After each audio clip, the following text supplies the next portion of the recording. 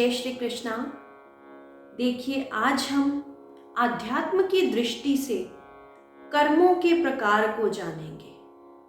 आध्यात्म की दृष्टि से कर्म के 3 प्रकार होते हैं। प्रथम संचित कर्म, द्वितीय प्रारब्ध कर्म और तृतीय अर्थात तीसरा क्रियमान कर्म। इसे उदाहरण द्वारा समझने का प्रयास करते हैं। मान लीजिए कि आपके पास हजारों मन अनाज है, वह आपका संचित कर्म हुआ। हजारों मन अनाज से आपने आटा बनाया, वह आपका प्रारब्ध कर्म हुआ।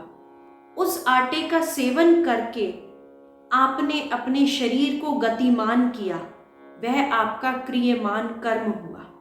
जो आपका संचित कर्म है वह आपका संस्कारों रूप पड़ा रहता है, और कहीं ना कहीं थोड़ा सा संचित कर्म का प्रभाव होने से आप देह प्राप्त करते हैं, आप शरीर प्राप्त करते हैं।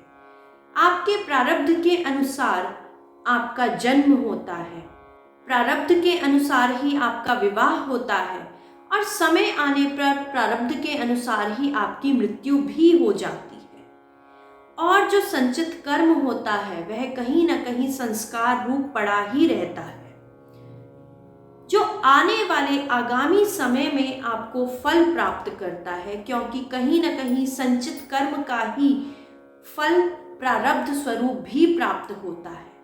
और जो क्रियमान कर्म होता है अर्थात प्रारब्ध के अनुसार जो भी आपको प्राप्त होता है और आप जो क्रियाएं करते हैं उसी के साथ साथ आप अपना प्रारब्ध भी बदल सकते हैं, क्योंकि कहीं ना कहीं ये तीनों संचित कर्म अर्थात आपके संस्कार, प्रारब्ध और आपका क्रियमान कर्म, ये तीनों ही आपस में मिले जुले हैं। संचित कर्मों के अनुसार आपका प्रारब्ध बनता है, और प्रारब्ध के अनुसार जो भी आप क्रियाएं करते हैं, कार्य करते हैं, वह आपका क्रियमान कर्म हो जाता है।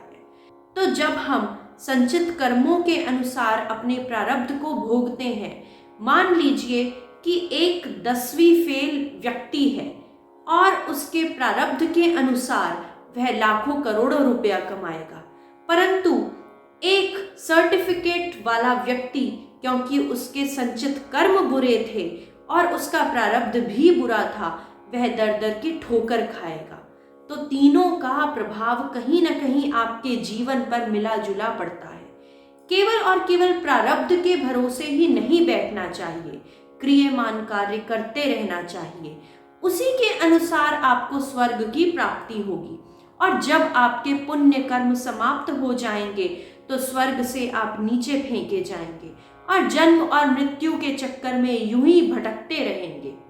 जिस दिन यह ज्ञानाग्नि समाप्त हो जाएगी अर्थात जन्म और मृत्यु का चक्कर समाप्त हो जाएगा, आपके संचित कर्म, आपके प्रारब्ध कर्म, आपके क्रियमान कर्म सभी शून्य हो जाएंगे। उसी समय उसी क्षण आप इस जन्म मृत्यु के चक्कर से छुटकारा पा लेंगे। इसलिए भले ही आपके संचित कर्म जो भी हैं, जो भी आपका प्रारब्ध फल है, परंतु आपका क्रियमान कर्म अच्छा ही होना चाहिए। क्रियमान कर्म को अच्छा से अच्छा करने का प्रयास करें, तभी इस जन्म और मृत्यु से छुटकारा प्राप्त होगा। जय श्री कृष्ण।